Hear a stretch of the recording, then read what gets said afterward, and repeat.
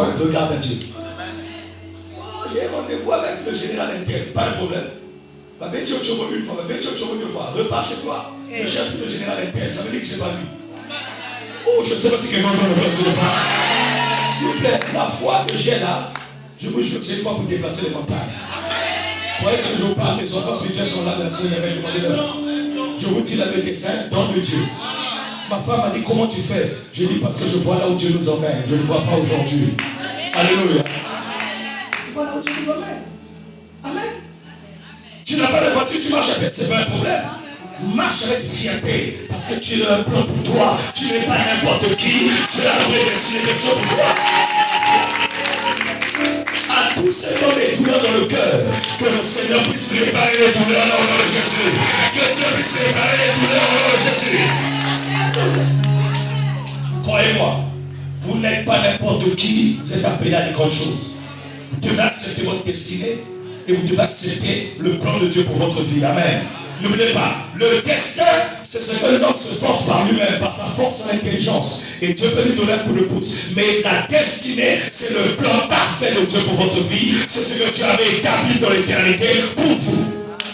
Voilà pourquoi il savait que David devait être roi. Il a dit quoi à Samuel? Prends ta corne, remplis la d'huile, va dans la maison de Esaïe de Bethléem, car là-bas, j'avais déjà choisi quelqu'un pour être roi d'Israël. Il savait. Alléluia. Et sous cette onction prophétique, toutes les portes de quelqu'un qui est fermé sont maintenant ouvertes. Sont maintenant ouvertes. Si c'est toi qui amènes, que les portes sont ouvertes en ta faveur. Que les portes sont ouvertes en ta faveur. Que les portes sont ouvertes en ta faveur. Au nom de Jésus. Tu es destiné et tu as un plan pour toi. Tu es destiné. Tu as un plan pour toi. Peu importe là où tu es né, que tu sois né dans une famille de riches ou dans une famille de pauvres. Amen. J'ai vu les histoires des gens riches, les John Rockefeller. Ce n'étaient pas les gens qui étaient nés dans les familles aisées. Des gens qui étaient nés dans les familles pauvres. Mais ils ont réussi à atteindre les objectifs. Dieu les a aidés à mettre un coup de pouce. Amen. John Rockefeller, toutes ces entreprises payent la dîme dans les églises aux États-Unis. Croyez-moi. Pourquoi? Il y a des gens qui ont compris les secrets, comment marcher avec Dieu. Le milliardaire d'un côté, le père de mon père dans la foi, Benson et Daosa, était avec T.L. Osborne. À l'époque, c'était un petit industriel qui se cherchait. Et T.L. Osborne était avec Benson et Daosa. Il était venu pour une croisade au Nigeria. Et il y avait un vol qui repartait sur Londres. Il fallait à tout prix, qui connaît cette histoire? Il fallait à tout prix que T.L. Osborne retourne parce qu'il y avait une conférence. Car était à l'intérieur. Et quand les serviteurs de Dieu sont venus à l'aéroport, ils se sont demandé, est-ce que ce ne serait pas possible qu'on puisse trouver une place pour le serviteur de Dieu? Il y a une conférence très importante, il faut qu'il aille.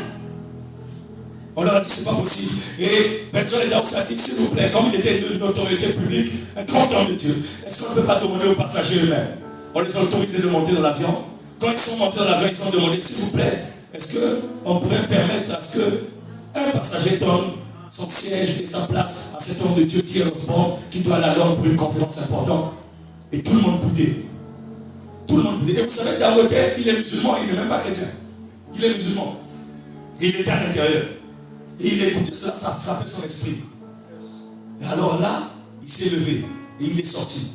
Et il a dit, je donne ma place à l'homme de Dieu. Alléluia. Personne était au sein. Et Dieu pendant tu mets-toi à genoux sur le tarmac. Il s'est mis à genoux. Ils lui ont dit, même si tu veux plutôt être riche dans ta vie, il est trop tard. Tu seras très riche dans ta vie. Ils ont prophétisé sur lui. Les portes seront ouvertes. On parlera de toi dans ce monde. Et la destinée que tu as prévue pour toi va s'accomplir. Regardez aujourd'hui. Alléluia.